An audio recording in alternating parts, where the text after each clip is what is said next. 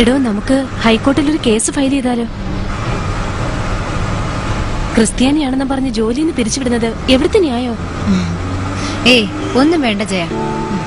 ദൈവത്തിന് ചിലപ്പോ എന്നെ കൊണ്ട് മറ്റെന്തെങ്കിലും ഉദ്ദേശം കാണും. എന്നാലും ഇങ്ങനൊരു ജോലി എന്നൊക്കെ പറഞ്ഞാൽ വരട്ടെ. അതുവരെ ഇച്ചാനും സാമിനും ഇപ്പൊ കഴിയാലോ. അവർക്ക് സന്തോഷാവും. തന്റെ ഈ അടിയുറച്ച ദൈവവിശ്വാസം ഞാൻ സമ്മതിക്കുന്നു.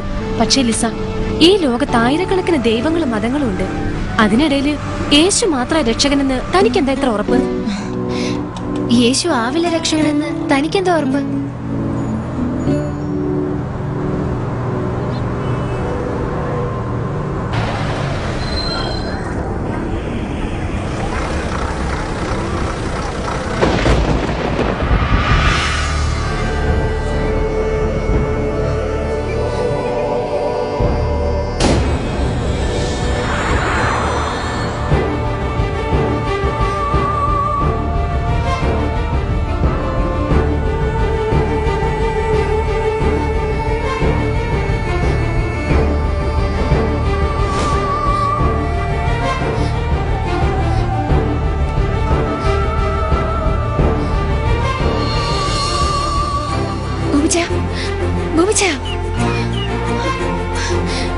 സമയം ബോബിച്ചേ, ഫോൺ എടുക്ക്.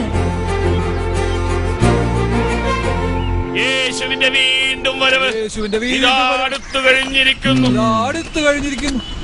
എങ്ങനെയുണ്ട് തരിക പുതിയ ജീവിതമൊക്കെ? ഒരു കുഴപ്പമില്ല അച്ചോ. ആ സാമൂട്ട് തന്നെ വലിയ കാര്യമാണ്. ഇപ്പോഴും കൂടെ എന്നെ വിളിച്ചതാ അച്ചോ, പാർക്കിൽ പോവാൻ. കുറച്ച് സമയമെടുത്താലും ഒക്കെ ശരിയാവൂടോ തരിക. അവരുടെ പ്രാർത്ഥനയും ധ്യാനവും സഹിക്കാൻ പറ്റില്ല.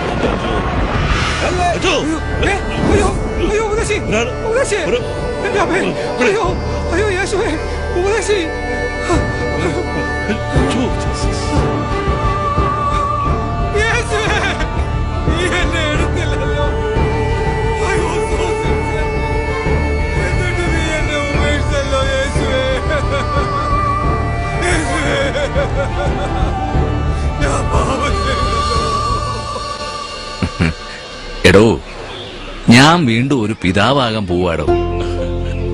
സത്യം? തിരിച്ചു ചെല്ലുന്നത് ജയിലിലേക്കാണെങ്കിലും ഞാനും ആലീസും അതിന്റെ സന്തോഷത്തിലാ.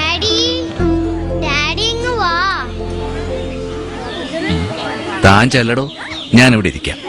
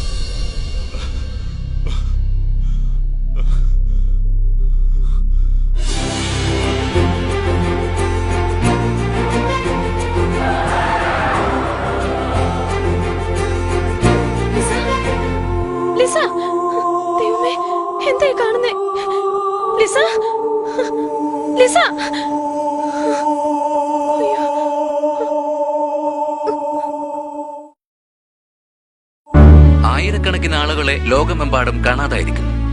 ചില ക്രിസ്തീയ വൃത്തങ്ങൾ പറയുന്നത് ഇത് യേശുവിന്റെ രണ്ടാം വരവായിരുന്നു എന്നാണ്. അമേരിക്കൻ മന്ത്രാലയവും പെന്റഗണും ഇതുവരെ പ്രതികരിച്ചിട്ടില്ല. രാഷ്ട്രപതി ഭവനിൽ ഒത്തുചേർന്ന അടിയന്തര യോഗം ഇന്ത്യൻ സേനയോട് അതീവ ജാഗ്രത പുലർത്താൻ നിർദ്ദേശിച്ചു. ഇതൊരു കെമിക്കൽ യുദ്ധഫലമാണോ അതോ ഒരു വൈറസ് ബാധയാണോ? അതുമല്ല, ചിലർ വിശ്വസിക്കുന്നത് പോലെ അന്യഗ്രഹ ജീവികളുടെ പ്രവൃത്തിയാണോ? ശാസ്ത്രീയ പഠനങ്ങൾ ഒന്നും തന്നെ സ്ഥിരീകരിച്ചിട്ടില്ല. ലോക നേതാക്കൾ പരസ്പര സഹായത്തിനായി രൂപീകരിച്ച യുണൈറ്റഡ് വേൾഡ് ഓർഗനൈസേഷൻ നിലവിൽ വന്നു. ഇതിന്റെ ഡയറക്ടർ ജനറലിനെ ഇന്ന് തെരഞ്ഞെടുക്കും.